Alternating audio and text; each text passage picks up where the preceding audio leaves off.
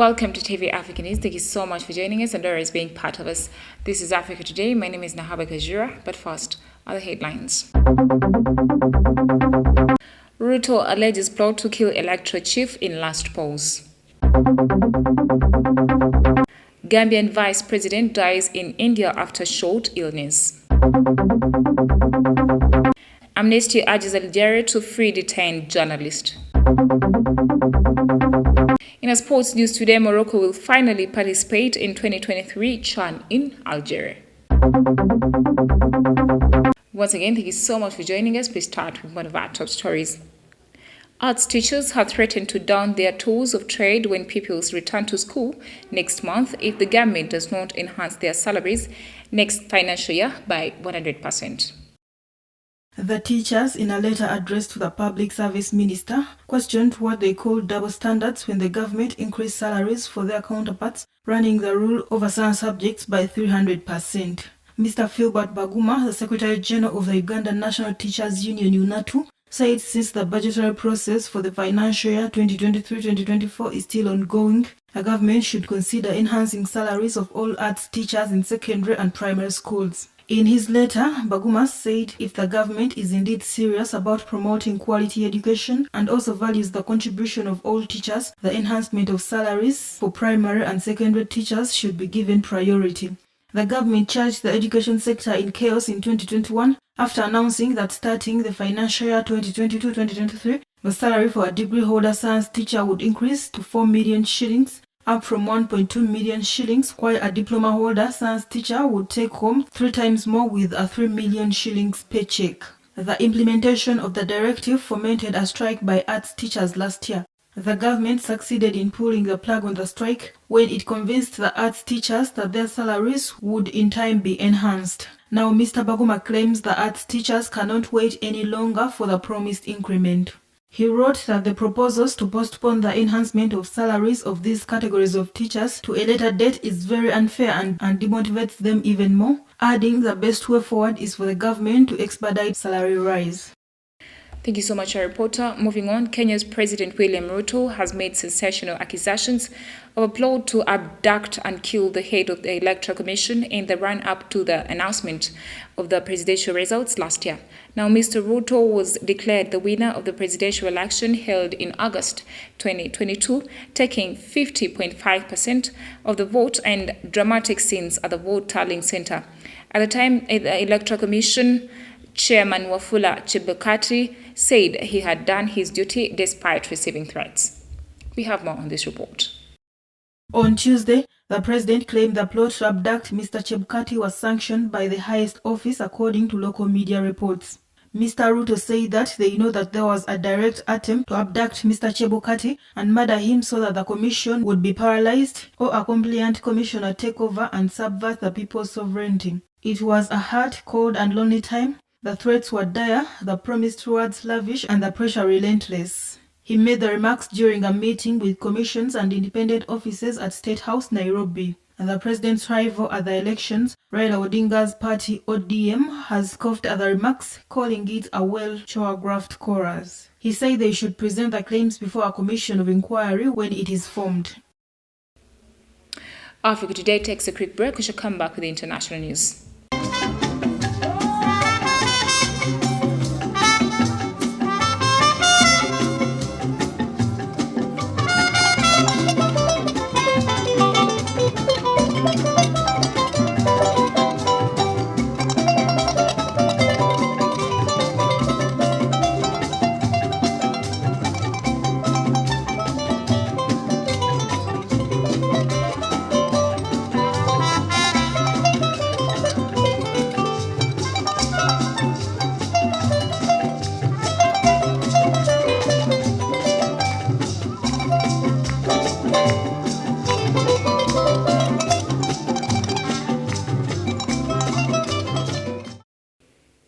Welcome back from the break. You're still watching TV Africa, the Bright to Know. Moving on, in international news, the Gambia's Vice President Badara Diouf has died in India, President Adama Barrow has announced. The Vice President died after a short illness, although Mr. Barrow did not mention whether he was receiving treatment in India. Take a look at this story.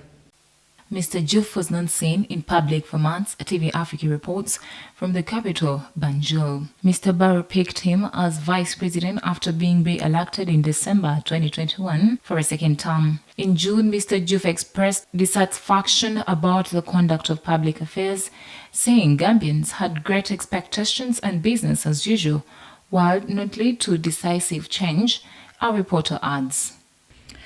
Away from that, the Ethiopian government forces on Tuesday entered Adigrat, a northern town previously held by Tigray rebels, in the recently concluded conflict in the region. Now, residents told TV Africa that the soldiers entered the town on foot while others used buses and military vehicles.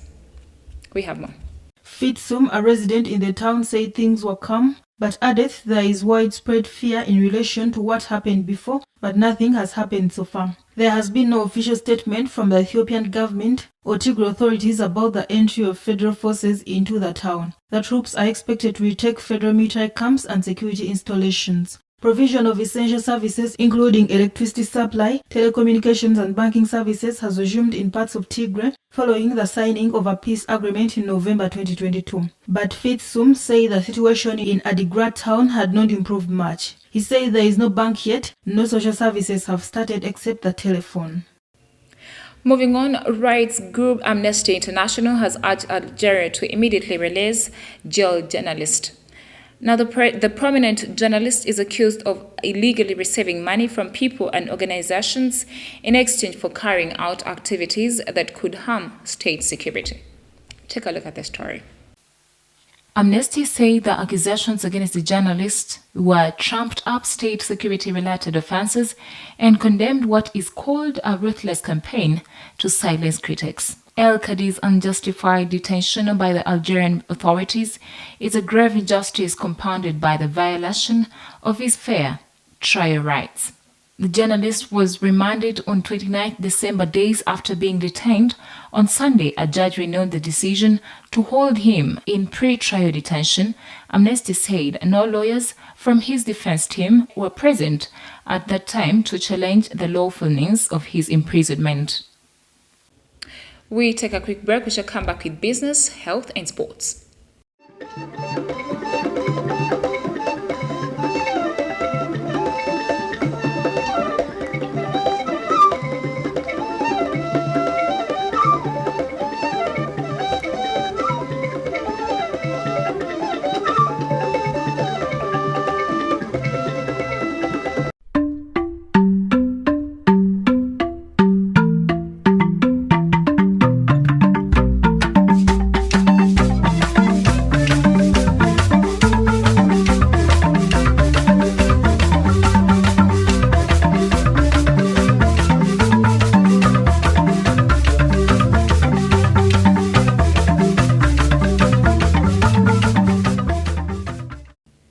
Welcome back from the break. You're still watching TV Africa, the right to know. Talking matters business, Libya has donated foodstuffs to neighbors at a time when Tunisia is experiencing repeated shortages of basic commodities. A convoy of 96 trucks carrying sugar, oil, flour, and rice passed the Ras Jadil Bridge on Tuesday. Take a look at the story. A donation that comes less than 2 months after the visit to Tunis of the interim Libyan Prime Minister Deiba, based in Tripoli, aimed at warming ties with the government of the Tunisian President Kais Saied. The border region between Tunis and Libya is the hub of a flourishing trade. Tunisia has been in the grip of a recession that has deepened since its 2011 revolution, which was itself triggered by economic difficulties. This has been compounded by a political crisis triggered by the coup de force of Tunisian President Kais Saied in July 2021. Libya is also destabilized by the two rival governments vying for power, but revenues from its large oil reserves make it relatively wealthy compared to its resource-poor neighbor. The donation of food comes less than 2 months after Tripoli-based interim Prime Minister Deiba visited Tunis in a move aimed at warming cool ties with Said's government.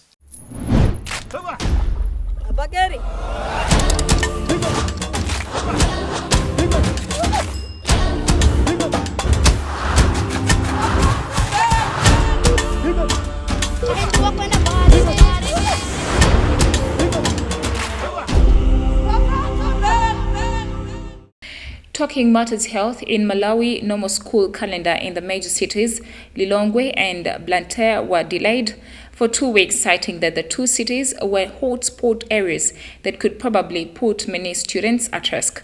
Government, through the responsible ministries, had put in place a task force to monitor the spread of the virus. Take a look at the story.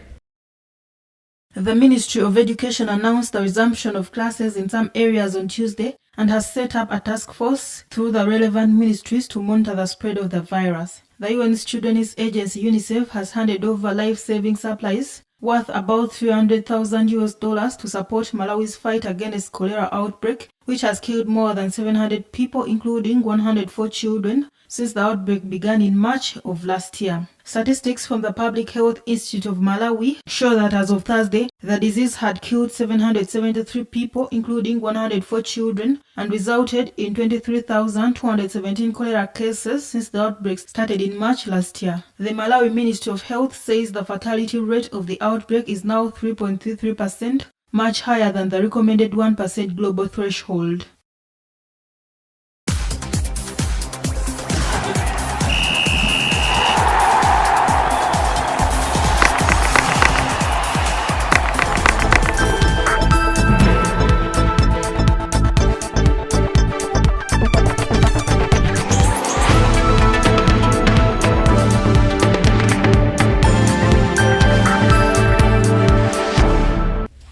In sports news today, Morocco will finally take part in African Nations Championship football in Algeria after announcing earlier Thursday the cancellation of its participation due to the closure of Algerian airspace to Moroccan planes, according to the Ministry of Foreign Affairs.